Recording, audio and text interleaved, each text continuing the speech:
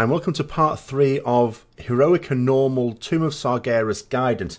Now what I mean by guidance, these are tips for you as an individual to make sure that you are of benefit to your raid group. Don't cock mechanics up. What it isn't is a raid strategy for your entire group. There are plenty of videos already online to show you how to do that. This is all about personal responsibility.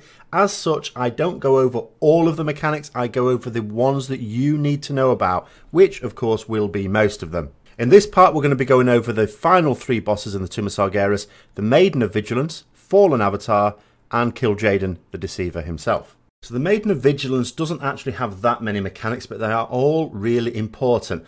The most important is probably Unstable Soul. At various points in the fight, 3 people will find themselves having a bomb put on them. You see a little ticking timer above you. When this goes off, it's going to deal a massive amount of damage. Now, you don't want that damage going away, so what do we do about it? Well, you'll notice there's a big hole in the middle of the room. If you jump into there, when the bomb explodes, it will not actually hurt anyone else. Problem is that hole is a long way down and you're going to die. Fairly embarrassing when this happens. But also when the bomb goes off, it will blow you up a little bit. So here's the trick.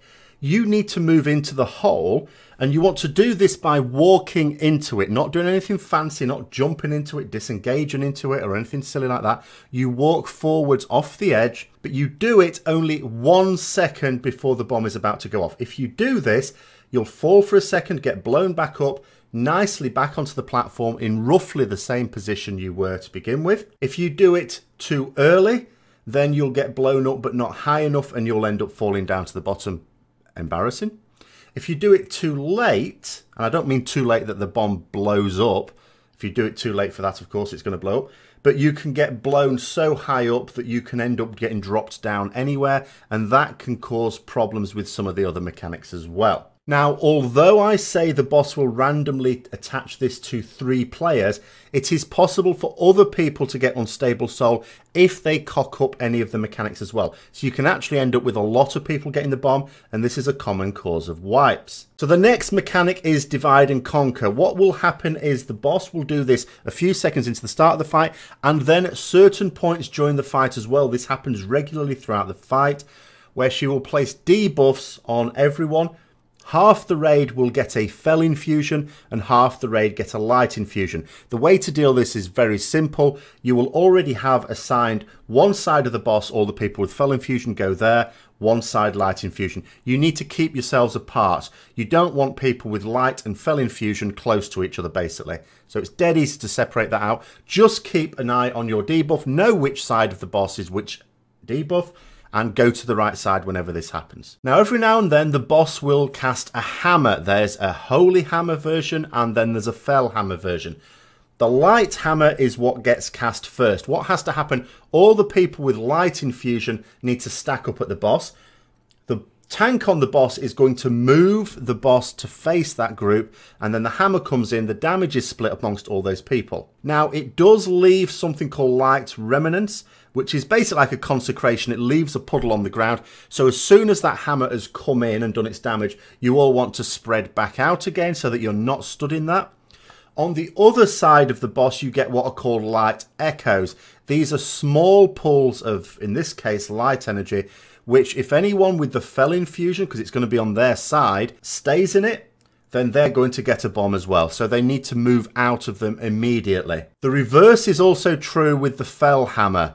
That happens in exactly the same way, but for the other side. Blowback is an interesting mechanic. Now, if you're splitting yourselves either side of the boss, this should not be a big deal at all. But what will happen partway through the fight, the boss will disappear to the other side of the room and stun everyone. And that stun lasts an amount of time dependent upon how close you are to the boss. If you're very close to the boss, it'll be 12 seconds. If you're far away, then it'll only be a couple of seconds. Now, of course, if you are grouped around the boss, then when boss moves to the other side of the room, you are all, by definition, as far away from the boss as you can get. It'll last a couple of seconds. This mechanic exists to stop people swanning off on their own round to other parts of the room. Now, when the boss does move to the other side of the room, she will start to spawn orbs around both sides of the ring. Some of these will be light, holy type orbs. Some of them will be Fel orbs. You need to collect the orbs that are correct for your debuff. So if you've got the light infusion, you want to be collecting the yellow orbs. If you've got the fel infusion, you want to collect the green orbs. You must not collect the wrong orbs. But also, it's not a free-for-all, because these give you a very powerful buff, and you want everyone to get this buff. When you collect an orb, anyone in the immediate vicinity, and it does not have a large range, will also get the buff. So the way to deal with this generally is to stack up at a particular point, and then assigned people will probably move sideways. They'll strafe to pick up the correct orbs, but only the correct orbs, and everyone else stays stacked, and they should passively create these. It's very important that the people picking up the orbs do not do it further forwards or further back, because otherwise they'll be out of range. They may get the buff, but other people will not. You can get up to 10 of these buffs. Once the orbs have stopped coming in, you need to be then onto the boss, because there's an ability called Titanic Bulwark. This is an absorb shield on the boss, which needs to be broken out. And of course, the more buffs that people have got from the orbs, the more easily this will be done. If it doesn't get done, the boss is going to start casting something called Wrath of the Creators, which does a certain amount of damage. You know, it's not a massive amount of damage in itself, but it keeps stacking up and it does more and more damage. You need to break the absorb shield so that you can then interrupt it. If you don't interrupt it, if you let the boss get to 30 stacks of this, then she's basically going to start killing you all. And then after that, it's basically rinse and repeat. She will keep moving between these phases. Deal with it in exactly the same way. Nothing new happens. There's nothing happens below a certain percentage or anything like that. You just have to kill the boss. So Avatar, we're getting into the really tough bosses now. This has a number of mechanics in phase 1. The overall idea of this fight is there's phase 1 and phase 2. You want to do as much damage in phase 1 as you can to the boss, because in phase 2 it's very much a DPS race, and the less health the boss has at this point, the easier it will be. Now, there are a number of mechanics you are going to need to deal with in phase 1. The first of these is Touch of Sargeras. You will notice green circles appearing in different parts of the room that need soaking. So you must aim to get into one of these. The more people get in to soak it, the less damage each person takes, because the damage is split. Unbound Chaos is very nasty. This is a massive source of wipes. What will happen when Unbound Chaos comes in is every half a second you're going to find a green puddle spawns on you, which does a huge amount of damage. The way to deal with this is to basically just be moving in that phase. Now, there are 3 ways you can move here. What you can see here is we move straight back. What should be happening at this point, melee are going to be around the boss, of course. Range should be as far back as they can while still being in range to do their attacks on the boss, but they should not be much further forward. Otherwise, when melee run back, they're going to run into the ranged Unbound Chaos and get themselves killed. That's one way to do it. That's the way we do it, because we have a lot of melee when we're doing this on Heroic. Another way to deal with it is to move sideways, which I can't show you here, but imagine if everyone is stacked up in one point, especially the melee, you could actually just move round to the side and you'd still be in melee range of the boss. You can still maintain DPS. This is very dangerous, because if just one person isn't stacked in the right place at the start, then everyone else is going to run into their Unbound Chaos. Oh my god. The other way is, if you don't have that many melee, you can spread loosely around the boss, not close to each other, and then all you need to do is sort of move backwards to the side, forwards again, basically making a wide circle, so you stay in melee range, but you don't ever let these Unbound Chaos hit you. Remember, it's every half a second it's going to be ticking. You've got to be on the move. You cannot stand still for a second, because in a second, 2 of them have landed. You dead. Next ability is Shadowy Blades. You get a few of these blades, they will target you. You can direct which direction they go in, and you need to make sure they don't go over the tanks. That is so important. So the key thing here is to get it as far away from the tanks as possible. When it does land on you, it leaves what's called Lingering Darkness, which is a patch that does shadow damage and also slows your movement speed. This is really important, because one of these shadow blades occurs at round about the same time as Unbound Chaos. When Unbound Chaos is in, being slow is not what you want to be. Finally, Rupture Realities is where the boss suddenly does a massive amount of fel energy. But the further away you are from the boss, the less damage it does. Now, the key tactic in this particular situation is to move right to the other end of the room. This will mean it does almost no damage to you at all. Now, in reality, of course, you need to sort of judge how far away from the boss you want to be. It is possible for defensive melee, for example, to be at max melee range, use a defensive ability and not die from it. But you need to be sensible here. If you have to move way out, then you have to move way out. This ability, unlike the previous three, however, you're not screwing anyone else over if you decide to experiment. So the worst that will happen is you will die, but you won't kill anyone else in the process. This is all about personal responsibility with no consequences for anyone other than yourself. The safest option is to get out as far as you can, get virtually no damage taken, and then charge back into the boss with whatever movement speed you have. Now, consume is related to how the phase ends. The boss has an energy bar. When it gets to 100, then he's going to break free from his bonds and the floor is going to disappear. You're going to go downstairs effectively. I say downstairs, there's no stairs. You're just going to drop and you're going to be into phase 2. You want to delay the boss reaching 100 energy as much as possible. The other thing he will do when he gets to 100 energy is he will consume all the remaining health from the Maiden ad that you can see also on the fight. So when he does get to 100 energy and you're about to phase him, you also want to persuade the Maiden to be on as little health as possible. But that doesn't mean that you want to be DPSing the Maiden as such. The crucial mechanic here is containment pylon. This fires a green beam towards the boss. This green beam hitting the boss generates energy for him. So you'll rush into phase 2 very, very quickly if you allow this green beam to hit him. So what can we do about this? Well, you'll notice on the text here, it says the Maiden of Valor can intercept the beam. So the tank wants to drag the Maiden of Valor into these beams so that she takes it and not the boss. So what about this Maiden of Valor ad then? Okay, so the Maiden of Valor can intercept this beam. It will mean she will do more damage, but okay, she's being tanked. When she gets to 100 energy, because this thing also empowers her, she casts what's called Cleansing Protocol. You must not let this cast go off. The problem is that it's not straightforward to interrupt because she's also got an Absorb Shield on her.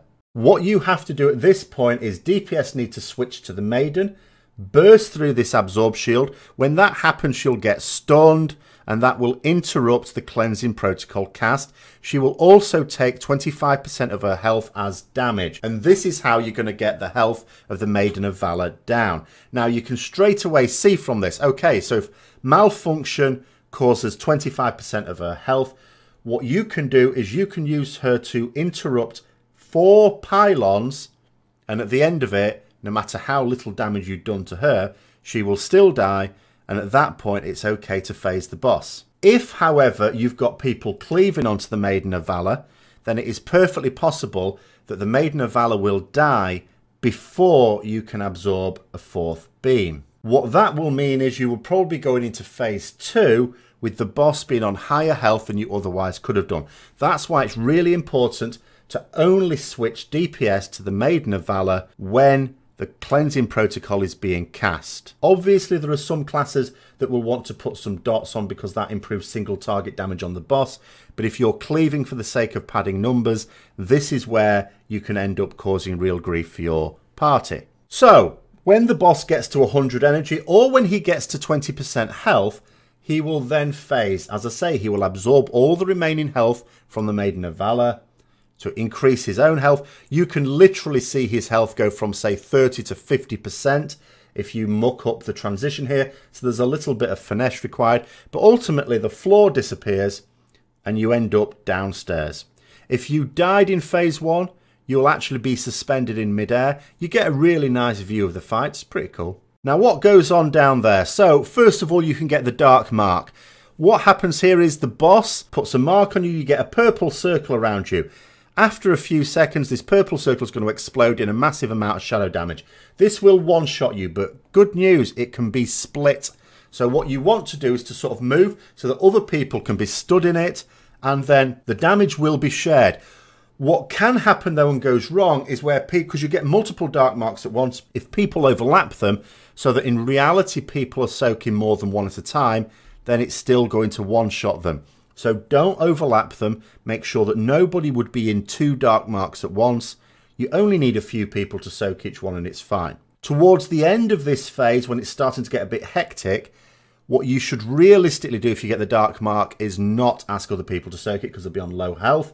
So you should actually go out and solo soak it. If you've got an immunity, this is the time to use it. If you don't, Well, actually, in certain situations, it might be better if the boss is on very low health and you're trying to kill it with a lot of people dead. It might actually be better for you to just suicide. Rupture realities, a little bit like in phase 1, the boss is going to start to do a massive amount of damage. You need to run away, same as before. The difference this time is when he casts it, he's going to also disintegrate the part of the floor he's standing on.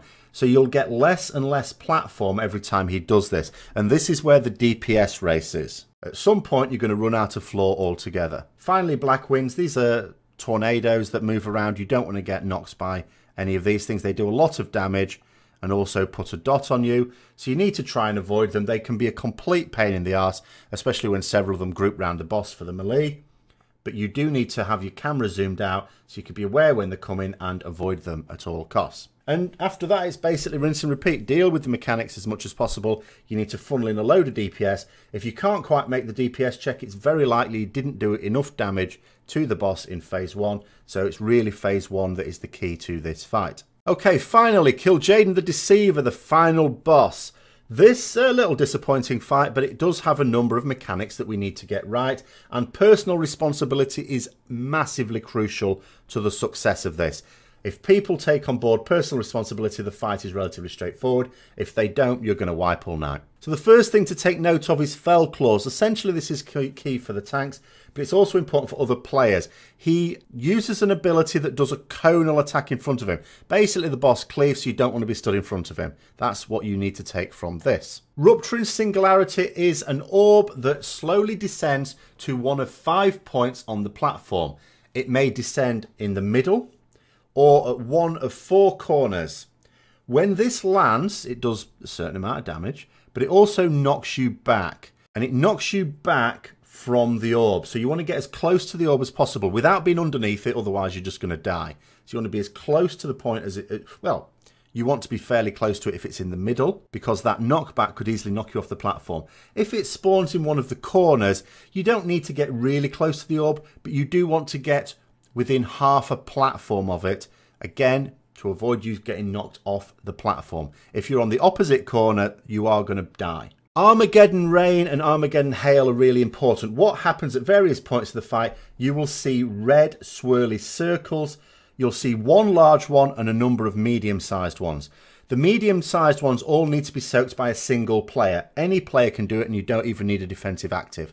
You may need to make sure your health is high. Once you've soaked it, you will also get a dot. Now this dot stacks and lasts for the next Armageddon as well. So if you soak 2 in a row, then you're actually going to be taking quite a lot of damage. So generally speaking, it's advised when you've taken one, you've got the dot, it should be someone else's turn to take the next one that comes in. Armageddon Hail is a large one. Now, no single person can take this other than a tank, unless you have a very powerful defensive. And this is generally what would be used.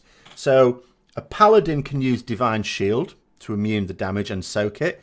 A hunter can use Aspect of the Turtle. Okay, any of these sort of abilities that will immune it for you. And this can include a paladin putting Blessing of Protection on someone because the damage is physical. The best way to deal with this is, rather than wait for the Armageddon Hail to come in, if someone in advance of it coming in says that they're going to get the next big circle. That way everyone knows who's going to take it, and you don't end up with 3 or 4 people all taking it and popping their defensives for the same one, because it doesn't split damage. It's going to do it on each individual person in there. So there is never any benefit in more than one person ever being in a single Armageddon Rain or Armageddon Hail. Another ability that happens periodically through the fight and will happen quite early on in phase 1 is Shadow Reflection.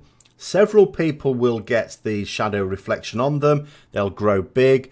These people want to stack at a prearranged point. We use the left leg of Kil'Jaeden. It should very much be just behind Kil'Jaeden. After a few seconds, they erupt and you get reflections appearing. These reflections are adds that need to be DPS down very, very quickly. They start to do cast, which initially does a significant but not overwhelming amount of fire damage, but they all buff each other every time they cast it, so this cast gets more and more powerful. Realistically, you want to be killing them before they can get a third cast off, because the third cast is quite nasty. In phase 2, Kil'Jaeden takes to the air and then wanders around virtually untouchable. He takes 99% reduced damage, so don't waste your time. This is all about dealing with mechanics. So, certain mechanics will continue, such as Armageddon and Rupturing Singularity. But we also get a couple of new ones. So one of these mechanics is Bursting Dreadflame. What happens is a number of players will get a large red circle around them which moves with them. You need to move this away from other players. It does damage to you. It's not a massive amount of damage, but anyone in the fire will also take damage, and it's not split. So anyone that was stood in it that didn't have it on them was taking needless damage. So spread yourselves out round the outside edge of the room. Focus Dreadflame targets a single player. They get a red arrow above their head. What this player needs to do is to make themselves known, move themselves somewhere. Everyone else needs to get themselves in a line, either behind that player, in front of the player, doesn't really matter, but Kil'Jaeden is going to fire a beam through that player in a straight line, all the way through them as well. You want people to soak this so that they don't get one shot. You don't need the entire raid to soak it, because other mechanics may be going at the same time. If you're dealing with another mechanic, fine. The other important thing to note is that it does splash damage. So you can't just have a clump of people soaking it, because you'll all splash to each other and it can actually kill people. So you need to be spread out in this line. After a while, Kil'Jaeden will come down for phase 3. And as well as the usual phase 1 mechanics, you get a special type of reflection which happens on the tank. So this spawns a single ad, which you'll also need to DPS very, very quickly before the damage it does ramps up too high, just like with the other reflections. Basically, the key to this fight is if there are ads to kill, kill them over the boss. They are higher priority. After a while, Kil'Jaeden gets bored again, and he casts what's called Deceiver's Veil. So this is where you can't really see anything more than 8 yards around you. You also get Choking Shadows, which absorb the amount of healing, so healers can't even heal you very easily. At this point, you need a little bit of help. Enter Illidan Stormrage. Now, he will be hidden at some corner of the platform, so you all need to go and find him. Whoever finds him needs to ping on the map so everyone else knows where he is. You go to him, he's got a green puddle around him. When you stand in that, you get a buff for a while that allows you to see properly and to target the ads that you need to kill. Once you've killed all the ads, then the phase ends, we go into the next one. Important point to note with these ads is they randomly teleport around. You can prevent this by stunning them. If you've got Death Knights, then gripping them all together so you can AoE them down more quickly is beneficial. The buff you get from Illidan only lasts for 20 seconds.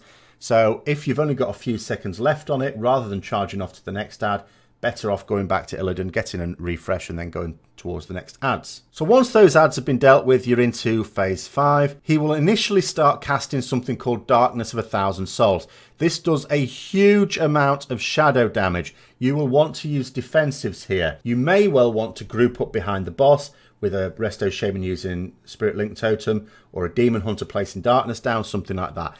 If you've got very high health, it's probably not going to one-shot you, but it does put a very damaging dot on you as well. So you want to reduce the amount of damage on that initial burst by as much as possible. Now, the first time this is cast, as I say, this is where you're going to need to have raid-wide cooldowns to help you through it. In subsequent ones, it's possible to immune the damage by standing in what's called a Tear Rift. Now, these spawn throughout the final phase in some corner of the platform, and they will try and pull you towards them. You don't really want to get pulled into them. You only want to sneak into it just at the end of a Darkness of 1,000 Souls cast, because it does damage to you. So generally speaking, avoid the rifts until the boss is about to cast. And even then, you only move in for a few seconds just as he's about to cast it. You don't want to be waiting in there for a long time. You're going to take loads of damage. Now, these rifts, when they're not needed, are going to be a massive pain in the arse. So how do we deal with them? Glad you asked. There's another ability called Flaming Orb. Every now and then in this phase, you will see a red circle. That is not for soaking. That is going to spawn what's called a Flaming Orb, and it will fixate on the closest player. At this point, you want to get away from it. If that means as a melee DPS you can't be meleeing the boss, tough, get yourself away from it. Whoever it fixates on, if it reaches them, it's going to detonate, doing a massive amount of damage to anyone nearby, and also leave a huge pool of fire, which puts a very damaging dot on anyone who stands in it. We have limited space on this platform. We don't want this thing blowing up. So what actually happens is we need someone to kite it to make sure they are the nearest person, but not right on top of it because they'll get blown up straight away. And someone with speed boost to move it into a rift. If you can kite it into a rift, then the flaming orb is completely consumed and the rift disappears as well. We get rid of two very nasty mechanics. It's very, very important, however, that the people who are not assigned to kiting it, as I said, move themselves the hell away from where this thing is spawning, and also move themselves away from the line between the flaming orb and the rift, because that is where the person who is kiting it is going to be kiting it through. And if it hits anyone, boom. Finally, you get little pylons spawning on the platform. These are called demonic obelisks. Every now and then, they fire out 4 beams at 90-degree angle, which does a huge amount of damage, can easily kill you unless you are on full health. You want to try and position yourself so that you are not facing any of the points at which these beams come out. And at this point, that's pretty much it. It's a little bit hectic towards the end, especially if people are dead. But if you keep your head, deal with the mechanics properly, the boss will die. There's no huge DPS race on it. It is all about dealing with the mechanics. So there we are for all of the heroic Tomb of Sargeras guidance. If you missed my guidance for the first 6 bosses, then check out the playlist. The next video is going to be on some Retribution Paladin specific advice for heroic Tomb of Sargeras, and then I'm going to be getting to work on the mythic boss guidance videos. If you've got any further questions, put them down below. If you've enjoyed what you've seen and you want to see more of it, don't forget to subscribe for future content. And until next time, I'll see you later.